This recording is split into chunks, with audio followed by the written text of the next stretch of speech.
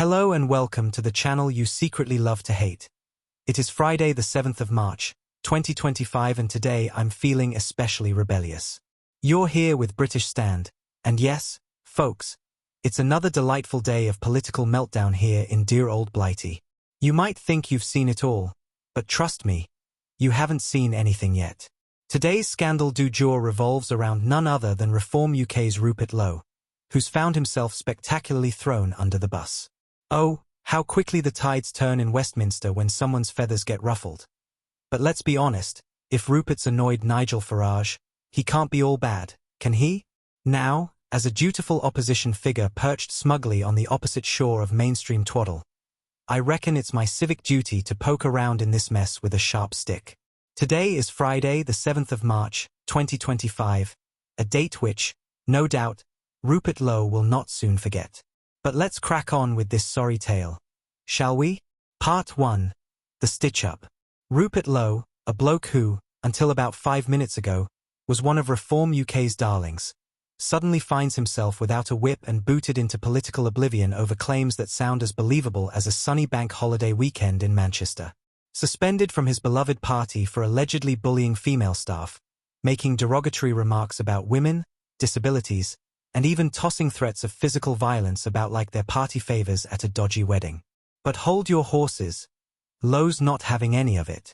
He took straight to social media faster than Nigel Farage downs a pint, crying foul and claiming the whole thing stinks worse than a fishmonger's bin in midsummer.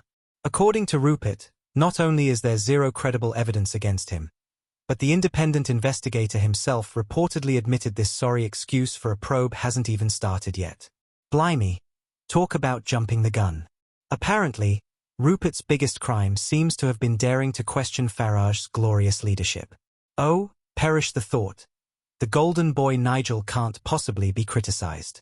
Lowe merely suggested things like improved communication, clearer delegation, and a bit more structure. Sensible suggestions by all accounts. But no, that's heresy in the Church of Reform, and heretics must burn. Or at least lose the party whip. Funny, isn't it, that these accusations magically surface just after Lowe criticized Farage over Tommy Robinson? Coincidence? I think not. My dear Rupert seems convinced that has been set up faster than you can say Brexit means Brexit. Meanwhile, Reform trots out their standard bland platitudes about duty of care and independent investigations. Honestly, it's enough to make you want to bang your head against the nearest lamppost. The party's grandiose statement alleges bullying, derogatory remarks towards women, and jibes about perceived disabilities. But Lowe's counter is fiercer than a London taxi driver in rush hour traffic. He's calling it an utter fabrication, a stitch-up, a political hit job. Lowe says he's done everything by the parliamentary book, involving HR at every step. He's even threatened to lawyer up, claiming no credible evidence exists. According to him, the KC leading the investigation hasn't even received any proper evidence yet.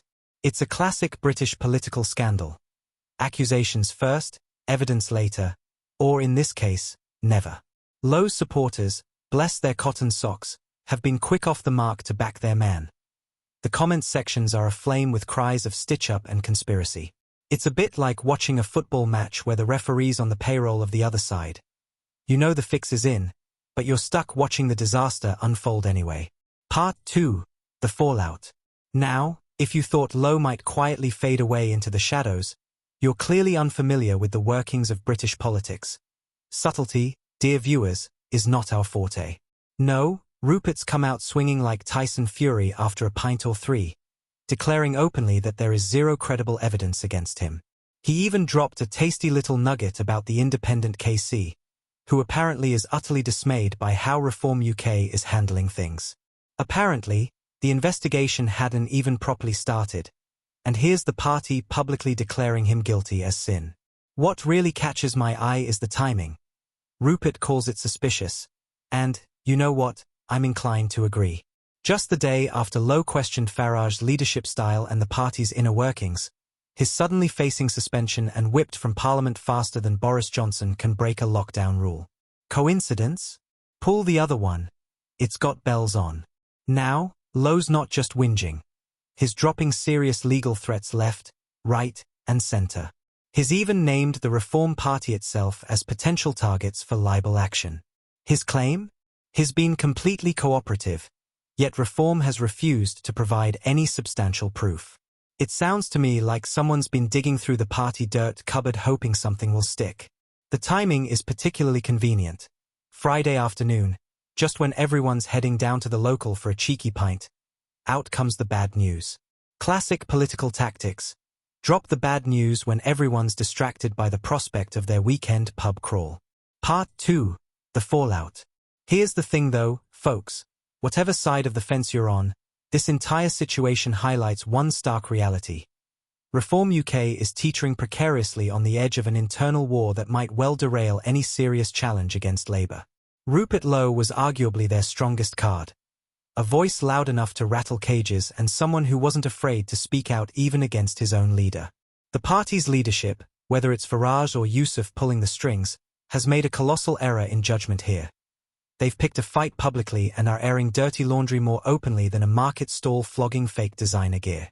This feud could well be the nail in the coffin for Reform UK, providing Labour with an easy stroll into the next election.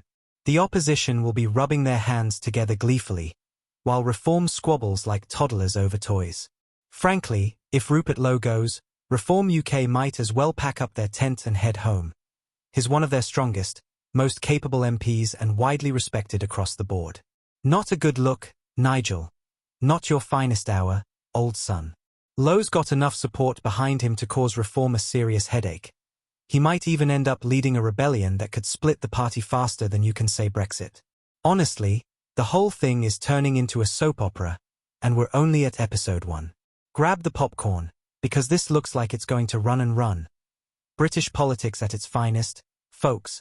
A shambles, yes, but by God, it's entertaining. Keep your eyes peeled and stay tuned for the next thrilling installment. Heaven knows it'll only get messier from here.